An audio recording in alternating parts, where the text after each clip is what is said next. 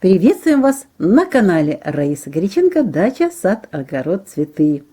После нашего видео, посвященного лучшим дням посева дайкона, семян дайкона, и это время хорошее также для семян черной редьки, пошли очень интересные отзывы, а новички мне начали писать, что они уже купили семена редиса и собираются его сеять вот этот период, о котором мы говорили о дайконе черной редьки. Хочу вас предупредить и объяснить, новички, те, кто только начинает, не спешите сеять семена редиса. Дайкон, черная редька и редис – это одно семейство, но это не одна и та же культура. Да, это все редьки, и редис является одной из частей вот этого большого семейства. И редис выращивается в ранние сроки, весной или поздно уже осенью, когда проходит жаркое время. И сроки выращивания очень важно. Если дайкон и черная редька сеются пораньше, то есть уже в конце июля, в начале августа, в хорошие благоприятные периоды, потому что им нужно срок вегетации 60 и более дней. Есть более длинные сроки вегетации, и 70, и 80 дней, и 90, и даже 100 дней. Это что касается редьки. Это дайкон и черная редька. И мы говорили о том, что нужно выбирать ранние сорта, чтобы созрел дайкон и черная редька в течение 2 месяцев. И поэтому этот период мы сеем. Но о редисе мы ничего не говорили, а редис – это особая культура, это скороспелая культура, разновидность редьки, редис, который нужно сеять позже. Ни в коем случае не спешите в жару. С момента всходов и до сбора урожая проходит обычно 3 недели, но есть ранние сорта, в названиях которых имеется даже срок вегетации, например, 18 дней. Что нужно знать для того, чтобы посеять редис? Во-первых, самое главное условие – это температура.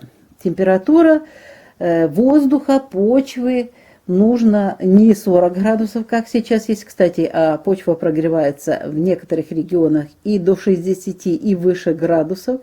Эта температура не подходит для редиса. Оптимальная температура для выращивания редиса – это плюс 13. А формирование происходит при температуре от 15 до 18 со знаком плюс. Поэтому эта оптимальная температура бывает уже в сентябре месяце, 15, 18, плюс 13. Иногда опускается чуть ниже. И температура, естественно, тоже чуть ниже.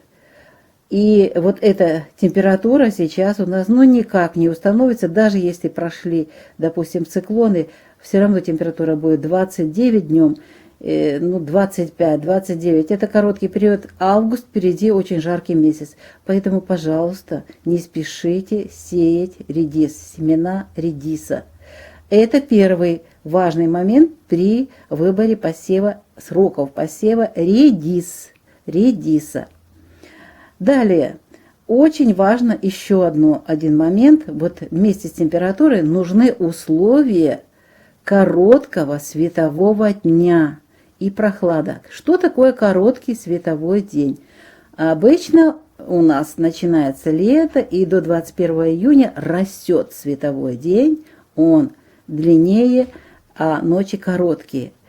А уже после 21 июня, после летнего солнцестояния, начинает постепенно убывать день, ночь становится длиннее. И нужно дождаться этого момента, когда уже световой день имеет 10 часов. Чуть-чуть больше, чуть-чуть меньше, но где-то в пределах около 10 часов.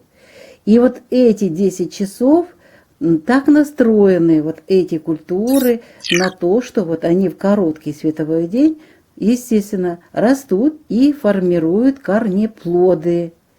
Если же больше 10 часов, 12 часов, то вы хотя бы и просто-напросто искусственно создавайте им затенение искусственное, но редис просто-напросто не сформирует корнеплоды.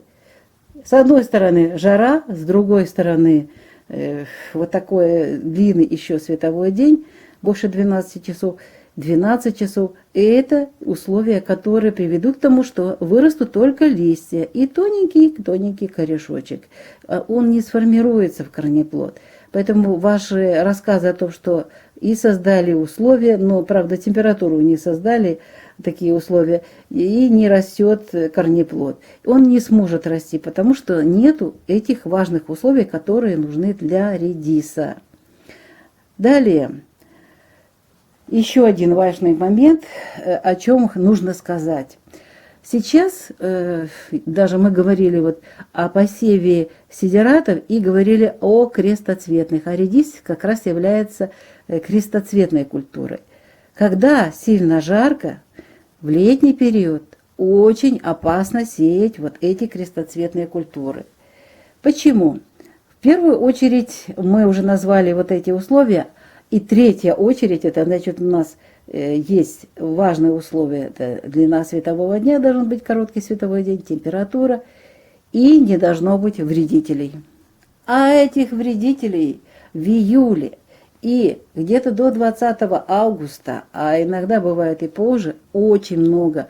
Вот эта крестоцветная обложка буквально облепливает эти растения и просто выпивают все соки из листиков, а гусеницы, так много гусениц капустной белянки, просто море. Они, конечно же, тоже управляются с листьями и очень быстро уничтожают наши посевы. Клопы-черепашки в это время тоже летают и, естественно, ищут, где бы поживиться, а листики редиса очень нежные и очень вкусные. Капустная муха в это время просто свирепствует. А совка, столько видов совки, которая просто-напросто откладывает яйца на самом корнеплоде и делает корнеплоды дырявыми. И там вот эта гусеница развивается, и потом вылетает бабочка, тоже уничтожает вот этот прекрасный и вкусный корнеплод. Но вот это основные требования, которые вот не дают возможность, мы не можем выполнить, это природные, естественные условия, которые нельзя изменить. Единственное, что можно поливать, это мы можем и позже сделать. Поливы обязательно нужны, но поливы при высоких температурах, при длинном световом дне и при таком обилии вредителей, естественно, не дадут результат. Поэтому старайтесь, раз я сделаю сейчас расчет и покажу, как в августе, в какие периоды можно посеять редис. И неспроста, смотрите, мексиканцы проводят ежегодный фестиваль, называется «Ночь редиса», 23 декабря. Да, это теплая страна, но 23 декабря и именно в поздние сроки сеется очень много сортов редиса. И затем устраивается фестиваль, посвященный этому интересному овощу, корнеплоду. Поэтому лучше посеять в августе, желательно. Ну, сейчас я вас познакомлю с календарем, какие периоды лучше для того, чтобы посеять семена редиса и получить хороший урожай редиса. Вот я уже составляю календарь агрогороскоп на август месяц 2021 года и хочу вам просто несколько моментов подсказать. Новички и не только новички. Для себя в первую очередь это делаю. Начало месяца – уникальное время для посева редьки, но не редиса. Почему? Потому что, смотрите, нужно еще вот самое горячее время пройти, и нету еще того короткого светового дня. Но идеальные условия в начале месяца, до новолуния. Далее растущая луна. При растущей луне у нас растут листья. То, что растет сверху. Урожай получаем выше, вот, над почвой. А уже убывающая луна дает нам урожай корнеплодных овощей. Вот почва, а вот урожай. Поэтому у нас есть такой период после полнолуния. Это конец месяца. Уникальный. Кстати, очень хорошо используется телец Здесь у нас вот такой период. Я специально записала так, как вы уже привыкли. И по вашей просьбе смотрите московское время, август 2021 года, когда будут складываться уже идеальные условия. И световой день, и температурный режим. И, естественно, уже меньше будет вредителей. Особенно это касается северных регионов. Итак, выбираем убывающая луна Телец 27 августа с 9 часов утра до конца суток. 28 августа все 24 часа, 29 августа с 0 часов и до 16 часов. Длительный период можно на любой из этих дней, сколько там тех семян редиса. Сеется это очень быстро и очень популярна эта культура, сможет восполнить ваш витаминный запас этого сезона. Ну что ж, Раиса Горяченко, Александр Волик подготовили это видео, ответы на вопросы начинающих. Ну и эта информация важна не только начинающим, но и нам, те, кто уже давно занимается выращиванием редиса. Всего вам самого доброго, до новых встреч на нашем канале.